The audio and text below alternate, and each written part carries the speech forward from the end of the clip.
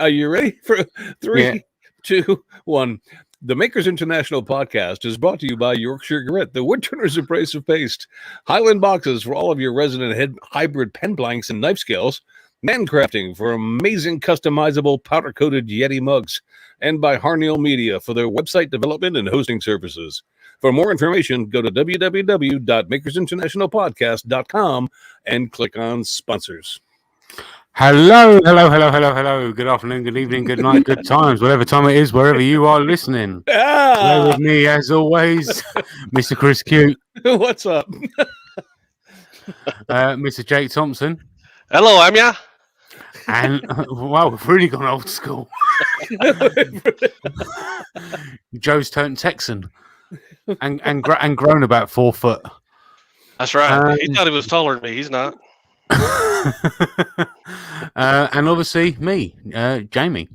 Hi, Jamie. with as you've just heard on the little bit of the intro music and the music and all that good stuff, you've already heard the sponsors. So we're going to go over to Chris, and we are going to see if we've got any random listener questions. We have. Do you think our man Andy Pugh would ever let us down? Of course, we have questions. And thanks to Andy. Andy, thank you once again. But before we get into this whole conversation, I think we should probably preface this that this topic today, this conversation is for hobbyists. Okay, people busy running their own businesses don't need to look for ideas on what they're going to do next because they have customers telling them what they're going to do next. So this is more for the average guy in his shop just kind of putzing around. And today's topic was what was the title of it again, Jamie? I forget. All the gear and no idea. You've got all the tools, you got all the fixtures, all the screws, all the glue, but you got no idea what to put together. So Andy's first question is, how often do we three, and you can go in order however you want, how often do you find yourself in the position of not knowing what to make? Who wants to go first? Go first, Jake? Yeah. Mine is almost never because I'm always behind. So I'm like, this resin room's being built. So now there's going to be 10 things after that, building shelves and organization and stuff like that. So I have things. I have a dragon egg I'm supposed to build. I have another table I'm supposed to build, but everything kind of gets shuffled to whatever's appropriate for that week. So there's my answer. So it's priorities. But all right, let me put a hypothetical to you, Jake. The resin room's built. All the stuff you just mentioned has been done. You go out in your shop just because you want to have some fun, and all of a sudden you find yourself in a quandary. I mean, that has never happened to you before. Would you put Wolverine on the toilet, or would you put Spider-Man standing in the cubicle? Depends on what their facial expression is what I would do with them. That's what the whole project depends on. What I do when I get to something like that is I'll either just grab a piece of wood and put it on the lathe and just get a quick win to get going, and then I'm like, okay. So sometimes I have so many projects I don't know which one to start on first. So I might tackle the smallest one just to get a win under my belt, so I can get motivated to do the other ones. Jamie, what about you? You ever gone out to the shop and wondered what you were going to do? Oh, I mean, usually I come out into the workshop and set up a hangout and just kind of see where it takes me, whether I'm standing at the scroll saw. And I mean, at the moment, I just randomly decided to make an Optimus Prime truck just for the sheer fun of it. No video, just make it for the sheer hell of it. When it comes to the lathe, I've got a whole shelf there full of bowl blanks, and sometimes that can be a bit of a hindrance because I've got so many really nice bowl blanks and all that kind of stuff, and I'm like, oh, do I want to turn a Paduke? Do I want to turn a walnut? Do I want to turn maple? Do I want to turn this? And I can't. That's the worst part for me is knowing what wood I want to turn, not what Jimmy, to do with it. I got a question, man. Because you turn so many damn bowls. Where do they go? Because I picture your house right now stacked full of about 400 bowls that Jamie has turned. I mean, do you give them away, or are they presents? You're not far off of that. So we've got a little shelving thing in the in the extension where a lot of them are, but there's a lot of in the spare room. But eventually, what I'm going to do when all the restrictions are lifted, my auntie owns a wildlife park, and I'm going to go and take them all to there and do a craft festival, not craft, a craft show, if you like. And a lot of that's all the proceeds are going to go to the animal park. I thought you So meant like the. it's I all- meant like it's the all- tiger, like the tigers need new water bowls or something like that. That's a big pole. Yeah. So I'm probably going to go there and just whatever I make on there will just go to that. So you're just gonna So- sell? You're gonna sell them there for charity?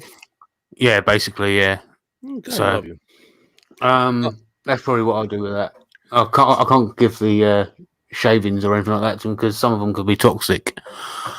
So Oh yeah, I hear you. Andy, to answer your question on my end, it doesn't happen that often, but it does happen. You know, it's not like I don't have ideas of things that I want to do.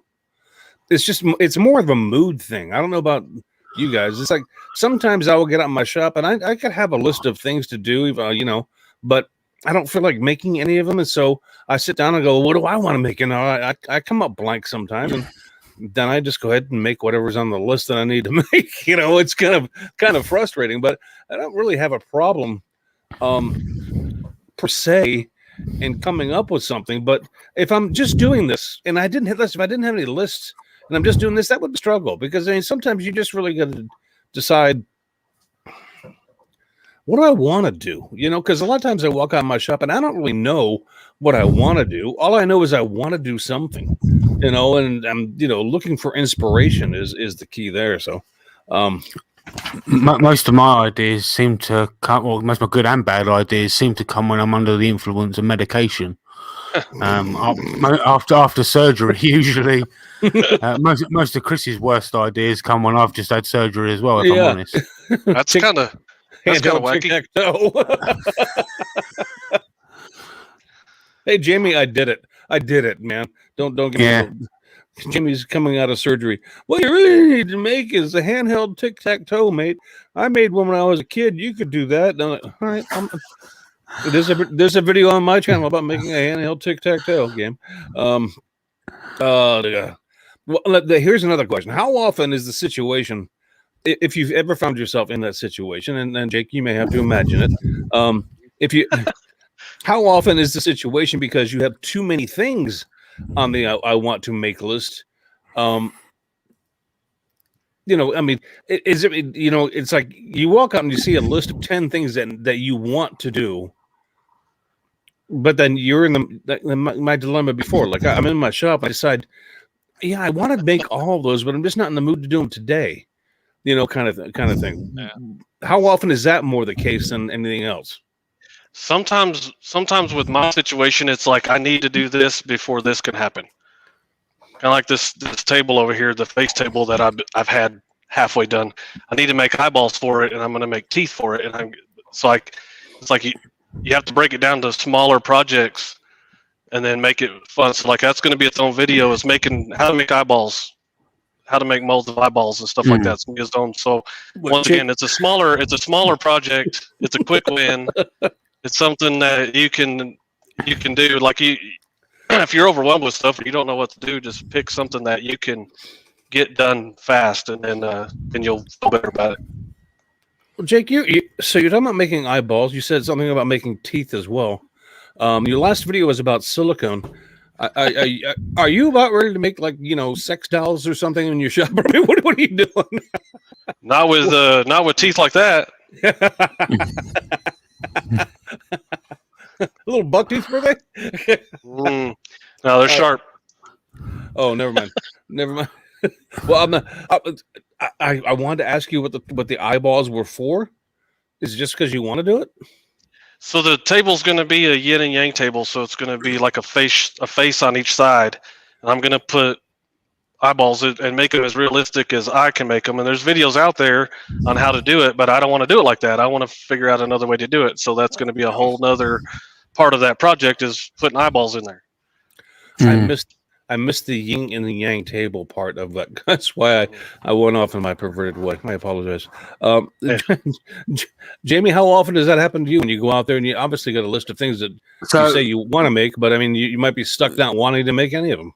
So I've got a thing that I want to do on the scroll. So I'm not going to turn around and say what it is just yet, but it's big and it's going to take quite a few 100 hours to make it.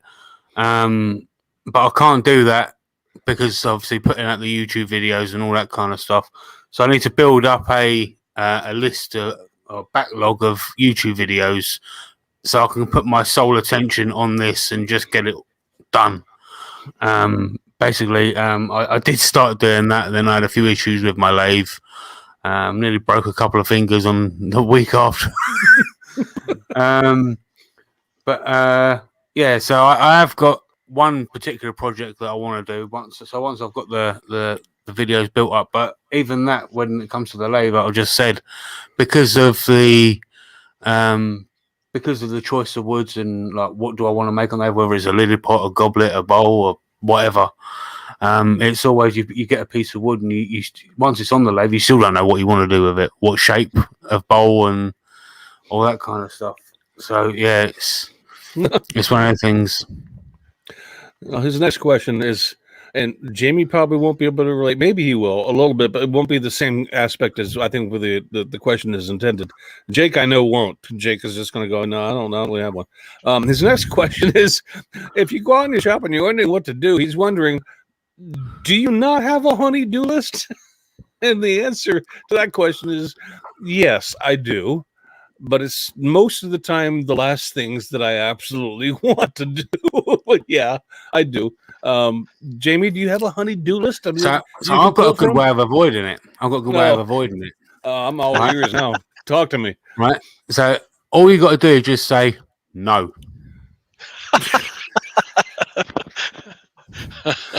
And if I want to make Vicky something, I'll do it as and when I want. Unless it requires her to fund you a new tool, then you go, yeah, I can do that, honey, but I need this tool. Yeah, and there you go. Then you're gonna need to buy me the tool, and then I can do it. You know, she'll see something on Facebook or Pinterest or Instagram. She goes, "Oh, I really like that. Can you make me one?" No. Jake, I know you don't know, but did you ever have that honey-do list? The honey-do list never changes. It's just when I want to do it now. So it's when it's time to mow the yard, I wait till a neighbor till both of them mow, and then I'm like, hey, I guess it's my turn to mow. When the trash is full, I take it out, and I don't have anybody barking at me, take out the trash. I just know it needs to be done, so I do it. You are your own honey. Yeah, I put the trash in there, so I know it's there. I put it there, so I go and take it out. I've got a list the length of my arm of things that the better half has said. It would be nice if you could do this. It'd be nice if you could do that. And you kind of pens. No, they're not. No. God, thank God they're not, Jamie. Thank you. And they're not freaking cutting boards either. God love me for that. And that happens every Christmas, but that's a different story. We'll go there later. Sweet tea. Jake's sweet tea. That's great. There you go. See, you get that refreshing. You get that refreshing exhale from Jake to go along with the rest of your day. How often is it the case that I haven't quite got the time to do what you want to do, as opposed to not having enough tools to do it with? And this is somebody who's obviously, I'm guessing, has a job and has a certain amount of time in the workshop. I'll let you guys answer that as you want. I mean, I've got my response, but I'll reserve it. Well, with me being a bit of an invalid, I'm actually signed off work, so I can basically come out here as and when I want to. So his time is not really a problem for me, really. The only thing that stops me is the neighbours, I guess, because all the houses are so close together where we live. I can only come out here really at a certain time. After a certain time at night, noise restrictions won't allow me to come out here. Gotcha. And that kind of stuff. I mean, at the moment, no one's living next door, so that's kind of a bit of a bonus. But I can't go on the scroll saw because unfortunately the bench is wedged in and it's against the house. So if I turn the scroll saw and it vibrates the wall will go through the house and wakes everybody up upstairs. So well, your own home, I understand, but neighbors, I mean, working on a lathe isn't really that noisy. No, especially the Coroner Herald. It's quite a quiet lathe as well. So mine for the last over a year with COVID has been ridiculous because there was months where I only have 4 days off, so it was like I still have a channel to do, and after 12 to 16 hours, I'm not coming out here. I mean, some people they can do that, but I'm not 20 anymore. So I would just, when I have a day off, and if I had 2 days off in a row, the first day would be rest, and then the next day would be get out here, get something done, and then I would edit the video at night or something like that. But even a year before COVID hit, we were severely shorthanded and working too much and all that kind of stuff. So it was just like anybody else out there. You just kind of make time. You got to make time for it when you can. Jake, my hat's off to you because going back before I retired, I worked 50, 60 hours a week, and I went out into my shop to do mind space. I mean, I did what seemed like fun. I can't imagine trying to put together YouTube videos back in the day, back then, and at the same time getting a video out every week. I just no, that just never would have happened. I just couldn't have done it. So my hat's off to you for even trying to get that done. So you can look back, and there might be a couple shop updates in a row, or just a couple talking videos where you're not doing anything. Yeah, that's why. Yeah, because you can come out here and go, hey, this is and you do your little thing, and then an hour of editing, you put it out, so you at least have something to go out. But you can't do that too often, or it'll kill you. Yeah, and my answer to that, Andy, is I don't have that excuse. It's like Jamie. I'm now retired. I've got all day every day to do whatever I feel like, when I'm able. But so I've never really had that. I don't have the time issue. I mean, like Jake's circumstance and the time that I was talking about before when I was working, 50, 60 hours a week, that was an issue, but today, not an issue. So I don't have that as an excuse. Last question Mr. Pugh has for us today, boys. And I don't know if we can answer this because I don't think any of us have ever. We picked the wrong topic to talk about today. What are your strategies for getting out of the I'm not sure what to make funk? And I actually have several suggestions. So, and this is the only question. This is the only question I prepared for. So you guys go first, and then I'll fill up the time with what I have. So for me, I don't think there's ever a stage of I don't know what to make. I always, if I come out here, I will always make something.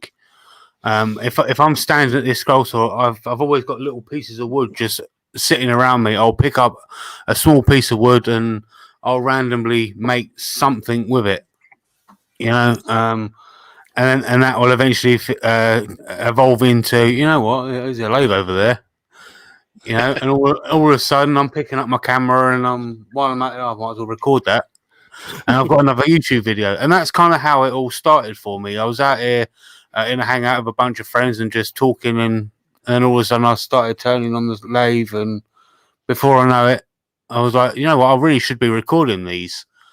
And there you go, workshop hangouts were born. Mine is kind of the opposite of that, in that if I'm in a funk and I need to do so, I get my phone and I leave it in the house on the charger. I just leave it in there. I don't record anything. I just come out here and or pour something or make a hand or whatever. And then no one's watching. I'm not worried about the phone and hanging out and doing stories or making a video, and then you get back on track a little bit like that. Just chilling. And I take that question as far as grab it back again. What's your strategy for getting out of that? I'm not sure what to make. And I think Andy, the basis for that question is you're asking, how do you go about getting inspiration? Because that's basically, or motivation to do something. Inspiration, motivation, I guess, kind of the same thing. If you're inspired, then you're motivated. But go ahead, Jake. You got something to say. Perfect example is I had to clean out this whole shop, and you sit there and look at it, and it's a huge mountain that is almost undoable if you look at the whole mountain. So like I had the wood rack over here, and I was like, I'm gonna empty that, and don't worry, don't look at the rest of it. Just empty that wood rack, and then next thing you know, that's done. And you go, okay, next. I had a toolbox over here with crap all over it, so I cleaned that up. Next thing it is all the wood, the metalworking stuff got, and next thing you know, at the end of the day, everything's done. But you have to put the blinders on and don't look at that whole mountain that you need to climb. Look at the first little hill, and then you'll end up getting there. It's like making a complex project. Don't look at the entire thing. Take it one step at a time. And that's a great segue into what my worst case scenario was my worst case, because I have faced this problem in the past where I walked out there and just didn't know what I wanted to do. And this is what I found helped me. May not help you, but I'll share my experience with you. I try not to get frustrated, come up with an idea. Instead, what I do is I have in the past, I'm going to say I have in the past. I spent time in my shop and I broke out all of my owner's tool manuals and I read them this time. Because when you get the tool, not everybody reads the whole owner's manual cover to cover. And if you actually spend time reading the owner's manual to some of your tools, you're going to learn some things about your tools you didn't know, first of all. But second of all, I did it primarily because I wanted to go back and recalibrate all of my saws to make sure that each one of them was still 90 degrees. I'm talking about my bandsaw, my table saw, my radial arm saw, my mutter saw. I went back and read the manual on how they say to go about setting it up and doing it. And I went back and did that. And by the time I was done with that, the shop day was over with. But I was productive. I recalibrated my entire shop. So next time I go out there, everything was ready to go. And it was good. You know, sometimes you can set it up and it stays that way for life. A lot of the tools that are out there don't hang on to that kind of calibration, and you got to go back and readjust. So it's something to do while you come up with an idea. As far as inspiration goes, I don't know about you guys, but I find Pinterest to be a great place to go get ideas, inspiration, or at least thought starters. And it's nothing more than looking at pictures of things that people have made. And sometimes it's not that I want to duplicate what they've made, but sometimes it'll lead you on a path to make something that it spurs that kind of creative process by looking at it. That's kind of cool how they did that, but I wonder if I could do it this, that kind of thing.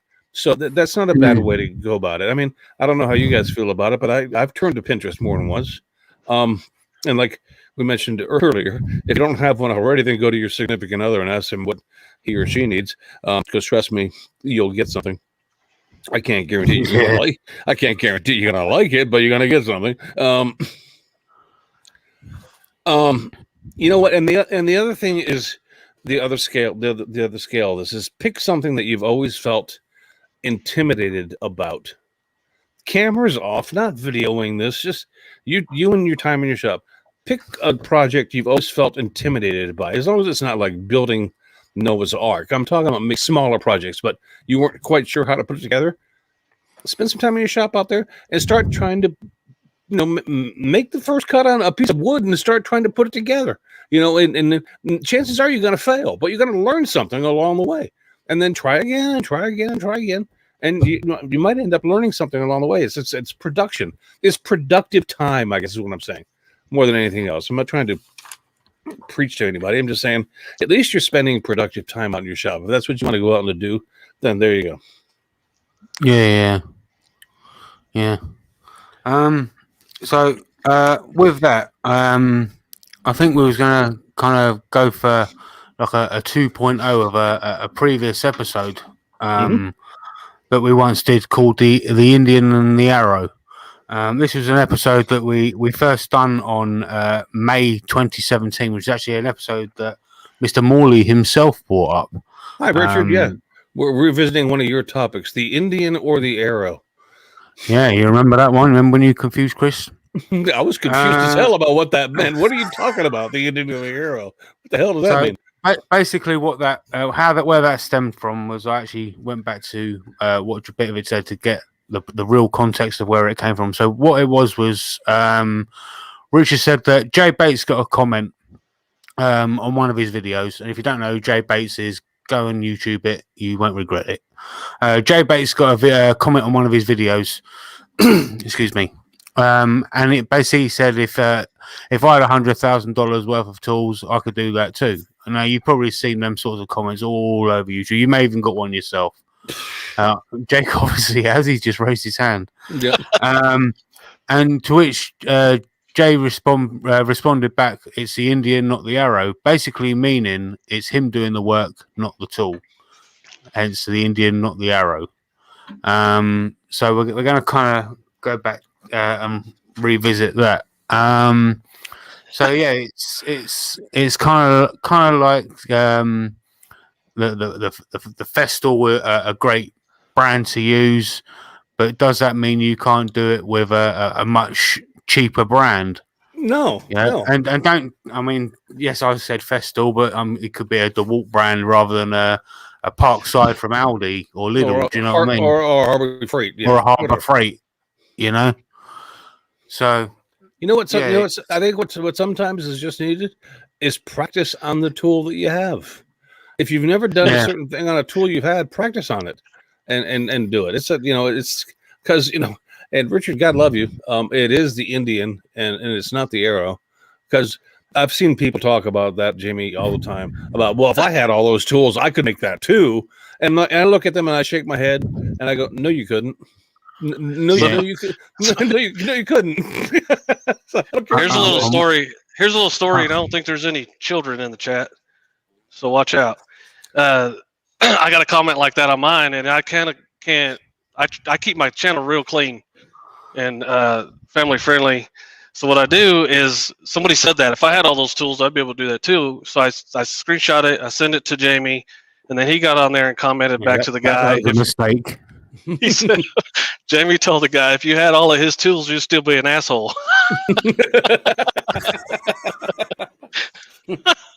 So it's people's perspective. That guy thinks that me going to work and spending my hard-earned money on tools that I want is why Yeah. I'm making things. I'd be making things if I had just a hacksaw. I'd still be making things. So that's that guy's bad perspective is what makes the I agree. argument. Yeah. I agree, and and I'm gonna share this right here. Better tools make it easier, but you have to have the skill to begin with. From Wacky Yeah, Workshop. Yeah, and that's absolutely true. It's absolutely Yeah. true. And the truth of the matter is for all that guy knows, you could have saved for that for a week, or you could have been saving that for 10 years. You don't know. And I think that particular instance was, I have two bandsaws, Mhm. but those two bandsaws cost the same as one Powermatic or one Laguna bandsaw. Mhm. So it's not like, so if the appearance is that I have two $high bandsaws, but they're two good price bandsaws that I could afford, that I worked and went and got. So is it my Yeah. am I supposed to apologize for getting hard-earned money and buying tools? I don't think so. No, no, Yeah. of course, because I can tell you right now, every tool in my shop, I've had a few given to me. One very recently, and I'm still not talking to you guys about that. But I've had a few tools given to me. But the majority, everything in my shop, I bought with my own money. And so whether it's, I don't really care what you think of the tools I have or what. This is money I paid out of my pocket. Now, pal, if you want to come build the exact duplicate of my shop in your shop, then you go ahead and do it. But you know what? You'll never hear from me. You'll never hear me going, well, if I had those tools, come on. I mean, come on. I mean, it's not like I spent my entire life creating and building my shop to what it is today. And it's not like I went out and just pulled out a credit card and decided I want to be part of a game I don't know how to play. It's this is like something I've been doing for quite some time. It's not like something that happened last year because I saw a video that inspired me to go out and buy an entire Powermatic shop. I mean, come on. So Mark, go on, mate. Go on, carry on. So I was going to say, Mark Shorten made an interesting point. He says, "I believe better tools gives you more confidence, especially if you're a beginner." Well, I would agree with that. I had a table saw that I wouldn't use because it scared the hell out of me. I just gave away a table saw because it scared the hell out of me. So I got a better table saw, and it turns on and it has the soft start, and the fence is better. You make straighter cuts. It doesn't jerk when you turn it on, and I wouldn't even use the other one. So Mark, I guess so true. Well, it is true. For me, to an extent, better tools meaning. And Mark, I'm going to kind of tone that down a little bit, meaning that better tools mean you're not buying the cheapest thing out there. You could buy mid-range tools, and that is a better tool than that cheap tool. And that mid-range tool should give you enough confidence to do it. But if you're a beginner, I don't care if you go out and buy, the Festool Powermatic. I mean, whatever you want to buy. I don't know why that would give you more confidence, because you still know how to use the damn thing until you've done it. So it's better to, in my opinion, it's better to find out at a mid-range tool if you know what the hell you're doing or not. I mean, why go out and spend $1,200 on a freaking bandsaw if you don't even know how to use the damn thing? I mean, great, I feel confident I got a $1,200 bandsaw, but if you can't make a freaking cut with it, then what the hell good is it? I mean, I bought a Festool track saw, and I named it Stimulus. That was hard I needed a track saw, get the best one, and stimulus check. It literally didn't come out of my pocket, so to speak. So that was my opportunity to buy, and I don't have one regret about spending Uncle Sam's money on a Festool.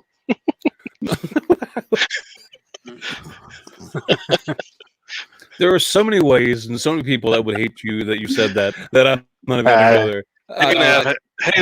Haters gonna hate, man. It's all right. That's fine. No, and I'm not one of them. I'm just saying I just know the general pop, and there's some folks that would not want to hear you say that. Better tools, and Richard's right here. Mr. Morley, welcome back to the podcast, even if it's in text form. Not you. Sorry. I apologize. Back to you in a minute. Better tools are more enjoyable to use, usually. If you're making for fun, why not spend more and enjoy it more? That I will agree with. But buying a better tool doesn't mean buying the top of the line tool. You know what I'm saying? It just means buying a quality tool. Unless you want to disagree with that, Richard, and then in that case, then we're going to send you a link and get you on here because we're going to have an argument. He said he bought a Bridge City Tools hand plane 2 weeks ago, and he hates it because it's totally garbage. I guess because it didn't cost him that much. So, so going back to the previous episode, and when we spoke about this again, it was called The Indian and the Arrow, and I suggest you go and check it out. Would that mean that because Richard didn't like, what was it, the Bridge City hand plane, does that mean that Richard would now go and buy a Lee Valley one hand plane, or would he go for one up from what he I think what he's saying is he bought an expensive. I watched his stories, and he bought an expensive tool, and what he was really concerned about was the sticker was coming off the box. He was so mad. It's the best thing I saw. It was the best thing I saw all day. Yeah. He said Bridge City's tools cost the earth. Yeah, he was mad. Oh, well, I'll get you. Oh, my bad. I've never even heard of them. Yeah. So spending more money isn't exactly the answer. Am I right, Richard? Yeah, I guess so.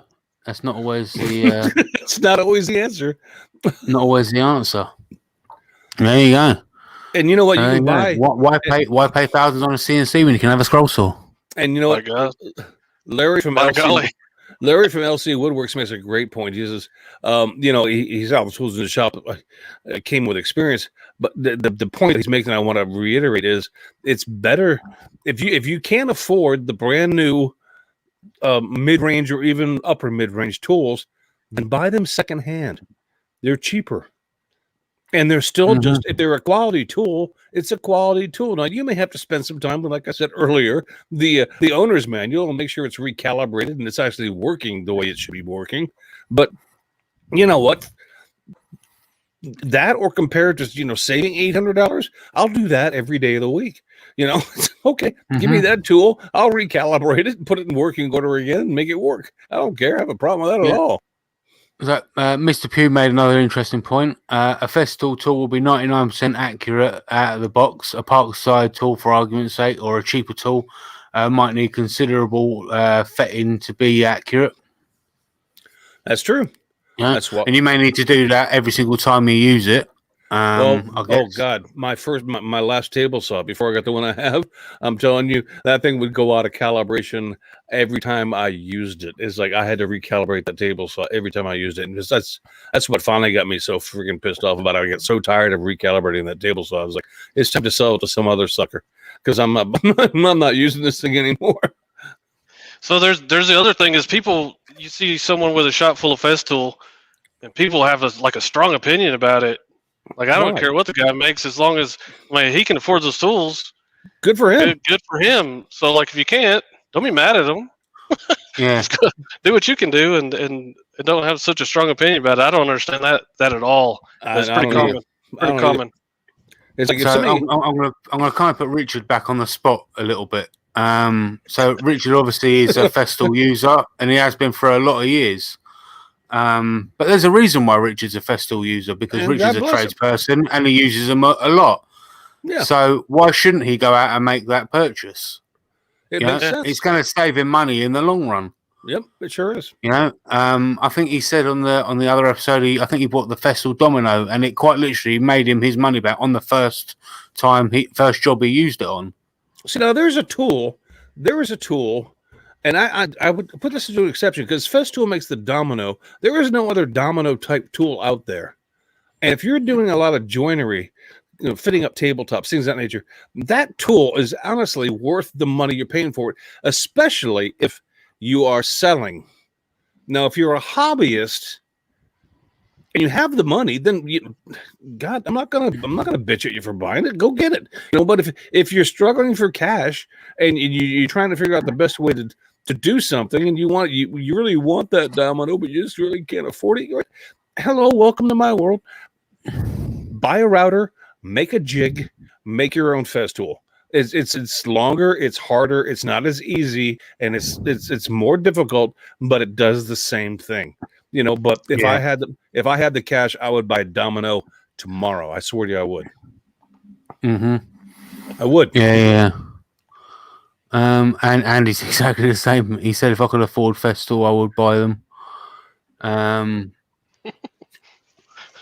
want to catch it. I want to catch it for this, man. I have a woodpecker's flattening jig. It's going to be called Stimulus number 2. Are you?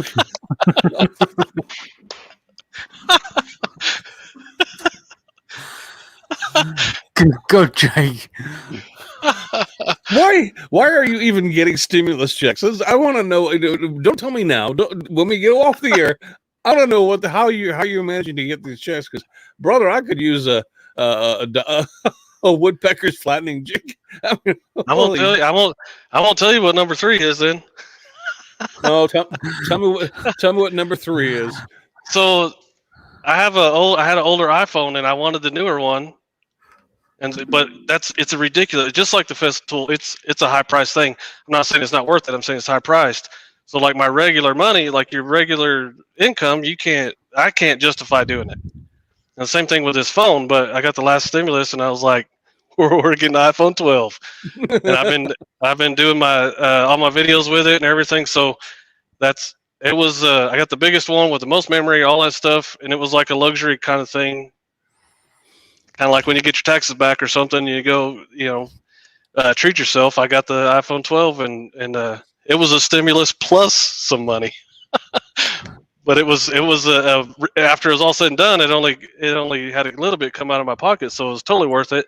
The other one with the I sold a sander for this other guy's small stimulus check, and at the same time I got one, so I bought the woodpeckers thing.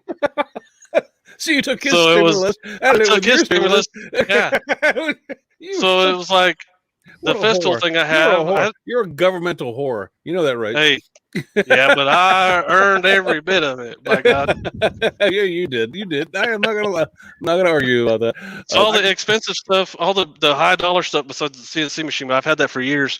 All the expensive stuff that most normal people can't afford. I found a way to do it without hurting the household. God love you for that. There you go. So Seth from Brickhouse Craftworks has put buy once, cry once. Yep. That's a good point. And I got to share Richard. Richard, you're part of the podcast again today. I generally think many people have opinions because they hear other people have opinions, much like fast cars. You know what? I think there's probably a certain amount of that element in there too. I don't want to call everybody. Hey, Richard, it was our 2-year anniversary of us being at Richard's, and we did the skit where I was like, "Hey, so you like routers, huh?" Yeah, they're all right. They're all right. It's just like Jake likes Marmite as well. That's the anniversary of that as well. Jake, please tell me you don't like Marmite. You don't like it's Marmite. Horrible. It's the most horrible thing ever. Oh my God, that's the nastiest stuff you could ever put in your mouth. Why? Yeah, it's terrible. They got a kick out of it. It was all right. Why that's popular anywhere is still beyond me. But hey, what can I tell you? My tongue was raised in America. Oh, oh dear. Apparently, Matt from Wacky Works Woodshop would let anyone buy him a domino. Oh, of course you would.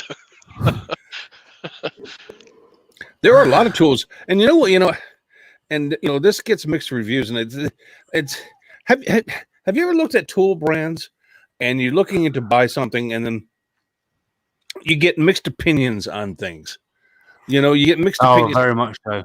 Oh, like let's say you're looking to buy a table saw, and I'm just going to use this as a for instance. This is not even where I'm going with this, but I'll use it as for instance. And here in the States, maybe even in the UK and elsewhere. I mean, I don't know. I'm just talking about where I live. There's a mid-priced, not cheap, but mid-priced rigid table saw that people swear by.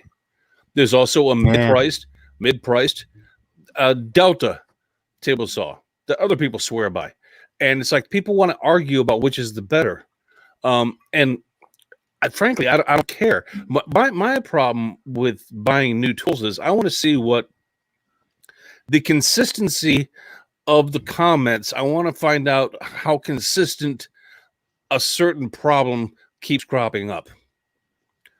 Like, does it always have to be recalibrated? Is the fence not that good? And you don't see those in every comment, but you see and when you start seeing 6 or 7 comments like that, then you go, that might be a concern. Then you might want to pay attention to that. It might affect your buying decision. But reading comments, when you go to and if you've ever been on Amazon and you've gone down and looked at the comments people bought, and if you're looking at a pricey item, something that costs, I'm talking hundreds of dollars, and you look down at the comments, the majority of the comments are, this is the best thing since sliced bread, because you know what? Nobody ever wants to admit that they spent that amount of money on a pile of crap. And so they're going to go, of course they're going to give it good reviews because they're ashamed to say it sucks. So be wary when reading comments on tools, folks. Be very wary before you go out and spend a good chunk of your hard-earned money on tools, because the comments is a place you may want to go to, just like I talked about. Find maybe there's a recurring problem with this tool, or I have a perfect, not to cut you off, I have a perfect example. I bought a sliding table saw attachment for the Grizzly. Mm-hmm. It's a Grizzly band attachment and everything, and I made a video on it, but it's not on there now. So I don't bash companies. You just can't do that, right? So people go on that video, and they'll say, what do you think about it? And it's like, it's not on there anymore. So you can go, like, if it's an older video of somebody's and they have a tool, then look at their newer videos. If they're still using it, then they like it. If they don't, you're not going to see it again. Do the math. Yeah. Where is it? Larry LC Woodwork says, look at John Heiss. He makes most of his tools out of plywood. At the moment, with current prices, I think he's probably best off buying the Festool himself. work out cheaper. We're not going to talk about wood prices, guys. We're not going to do it. No, we're not gonna do it. We're not gonna do it because everybody knows, and it's old and it's been beaten to death. So yeah, but we could do a show about alternatives, so that we could do a show about creating your own lumber and making it relatively free, except for the effort. I don't have a problem doing that because I could certainly chime in there because I do that all of the time. I don't make my own plywood, but I make my own regular wood. Anyway, Matt from Wacky Work says Jake's doing maths. I think he leaves that to you, Matt. So he's talking trash because he's been involved in this whole resin room thing, and he knows that stimulus check wasn't going to touch that lumber bill that we're about to do. Yeah, not happy about it. how much? Okay, are people driving down to help you, Jake? Matt is coming, and so Matt's in there from Wacky Works, and David Birch is in there, and they both are experienced in building houses and things like that, and I'm not. So they're going to tell me what to do, and I'm going to do it. And we're going to have a good time. Where are these two? Where are these two gentlemen hail from? Are they anywhere within a reasonable day's reach of me?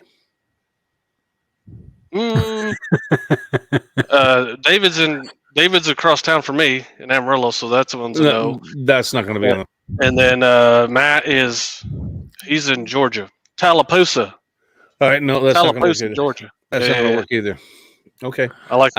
I won't even tell you what I'm going to tell you. What I was going to tell you, but so never mind. Okay, no, that's fine. Anyway, both of these You got guys, David Gagne and Tim Sway up that way though, and the rest do. is not far. And both you of should, those.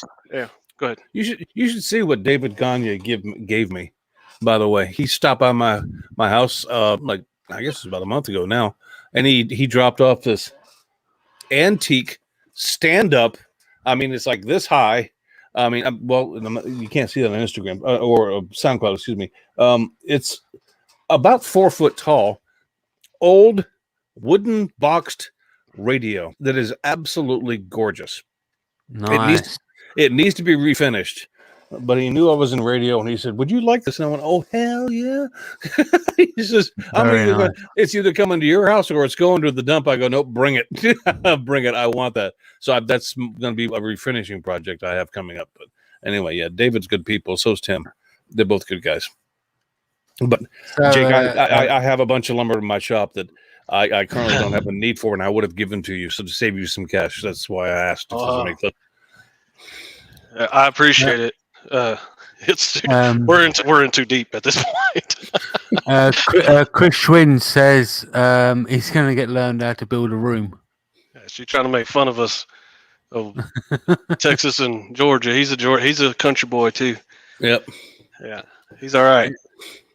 Yeah, good call, Brickhouse. Brickhouse Craftwork says he always filters out the 1 star and 5 stars when reading reviews because they're always so unreliable, and that's true. Oh yeah. That's true. Yeah. Absolutely, that's true. I don't go there. You can't really believe the 1-star reviews because you don't know if they've had a bad survey, customer service, or something like that. So they leave one review because they're being an idiot. You could be some old man that's upset because his box had a dent in the corner. I mean, it's I like love that. I love reading reviews. The ones that say, "I'm gonna give it a 2 out of 5 because I had to pay tax on this." that's not the product's fault. That's Yeah. all right. Well, I know we have set up for next week, Jamie, and that's going to be fun. We're going to have a good time next week, and I think if you guys are join us next week, we've got Berkey and Franco on. Yes, we do.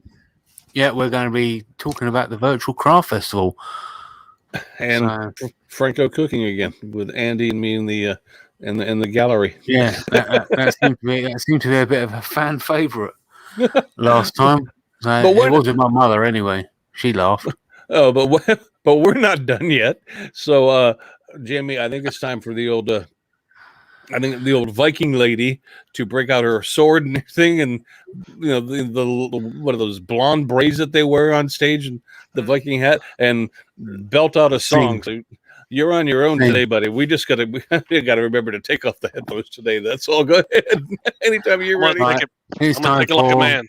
Jamie's page. Oh, Jamie, Jakey got you. The only thing I've really got is I've got a premiere in 40 minutes. That's really all I've got. If anyone's got any milestones that they've done, feel free to put them over in the chat and let everybody know that you hit some sort of milestone. I know I could just tell you I hit 750,000 views this all of a sudden this week. That's about it. But I wasn't going to say that, but I just did and just realised it. I have a giveaway going on Jamie's page. Jake's got a giveaway going on Jamie's page. There you go. There you go. Jake's got a giveaway going on. That was original. I'll quickly pass that over to Jake and let him tell everybody about that. So, Jake's Thompson. All right, the first the shout out before I talk about myself. What do you call it, Jake's drawer or something like that? Yeah, so JD from Dimensions Work is my shout out. He's mostly on Instagram. He does really good YouTube videos, and he's just like the rest of us. He goes to work. He's a cook, and he puts in long hours and everything. Still makes time to go home and make stuff for people. And he's cool, and he's country, Louisiana, Mississippi. Yeah, he's down there, and you can listen to him talk. You can listen to him talk. He's all right. I think highly of the guy. So anyway, JD from Dimensions Woodworks. The giveaway I'm doing is these. I made these out of some new silicone. They are Illumilite makes. Yeah, pin blank molds. I made them. There's a video on it. Check out the channel. Go check it out. Follow directions. Watch the whole thing and follow directions if you want to win some. And that's all I'll say. If you can't follow directions, you cannot win this giveaway. if you're one of those kind of people that put something together with parts left over, don't bother. Just don't bother. No parts left over is not an excuse. All right, Jamie, what's your shout out was what? What do you have? So my shout out goes to Justin over at Garage Avenger. I'm going to shout out one video in particular, but all of his videos are brilliantly edited, and he's just an awesome, really funny guy. But the video I'm going to be shouting out was actually put out yesterday, and it's the nose picker. He basically carves a hand and put a nose picking device inside of it. Really, really funny. Oh really, my really God. funny video. So yeah, the Garage Avenger. Why am I not surprised that you picked out the nose picker? This is Jamie Page in a nutshell, right there. Imagine that. My shout out this week goes to Gerald, the Redsmith. He always puts out good videos, and he's a great storyteller too. His latest video, I think he put it out yesterday, which would have been Saturday. He refurbished an old bow that he had taken apart and had actually missing parts from, and he kind of redid the entire bow, put it back together again with new parts, made a new handle for it, and at the same time made a target stand so that he and his son could go out there and have target practice using a bow and arrow in his backyard.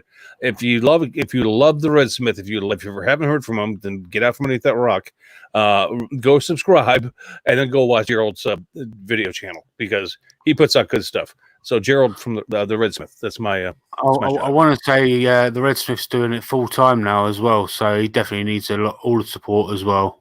Give him some love. Give him some love. And he's good people. He honestly is good people.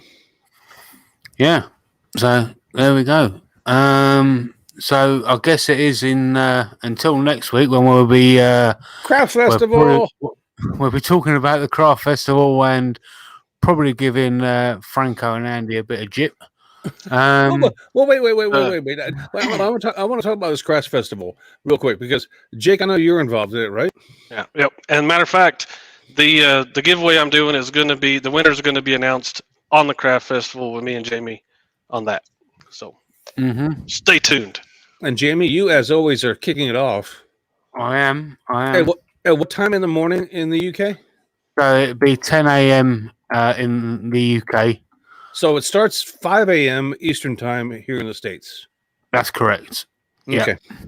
And ends with our buddy Carl Jacobson. I won't go that far, but it ends with Carl. Yeah. Yeah, Carl. It's Carl. Come on. Carl's a good. Yeah, people. it ends with our buddy Carl Jacobson. Yeah, that's correct.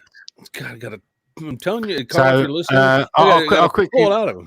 how many minutes we got? We've got 5 minutes. I'll quickly run through everybody that we got on. So we've got, obviously, it starts off with me. Then we've got Nick the Flaming Turner, Scott the Blue Light Tumbler, Maple Tree Studios, Al's Hack Shack, Whitehall Pottery, Stuart Farini, Highland Boxes, Spirit and Bear, Cammy's Garage, Wayne the Wood Turner, Art of Fire, Franco, Andy and Chris, Dreadnought Woodshop, Jake Thompson, and like we just said, ending with Carl Jacobson. So 16 hours of fun. That's going to be everything from wood turning to clay Wood turning, throwing, there you go. to Wood clay turning. throwing, to glass blowing, to cooking, to you name it. That's Scroll that's why I like- soaring, yeah. I don't know. I don't know what I'm doing yet. We don't know. Resin, to creators not knowing what they're doing yet. It's just resin and resin cast and accessories. I'm kind of excited to find out too. I can't wait for him to turn on the switch and go, "Hi everybody, welcome to the Cross Festival. I'm Jake. Jamie's in the chat. He's gonna be with me. I don't have a clue what I'm doing, but let's just walk around first of all." Totally makes it way exciting. Oh, I bet. Yeah.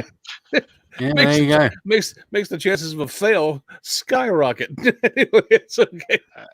Yeah, you can turn up next week and find out how it all came about, and you can come and bully Andy if you like. He likes that. Oh, Mr. Berkey, Yeah. and also Franco Noce, Mr. Yeah, Noce, there you go. There you go. Mr. Noce. And you know, If I keep Franco chatting. turns up in his kitchen with a little demonstration of what he's going to make, I'm going to hurt him because he did that last time to me. I know. And Franco, as much, and needs to say, Franco Noce, a little bit Italian, he's yet to cook anything Italian. He just hasn't made it. And it's like, he's talking about doing, I know he's planning on making for this craft festival, and I'm like giving him a hard time. I'm going, Franco, you're freaking Italian. Could you make an Italian dish for crying out loud? Well, I really want it. Okay, whatever. No big deal. Anyway, that's it. I guess we're done. Time to wipe and get off. Until next week when we're talking about the Virtual Craft Festival and giving it a little bit of promotion and love. We'll see you later. Have a great week, everybody. Y'all be good.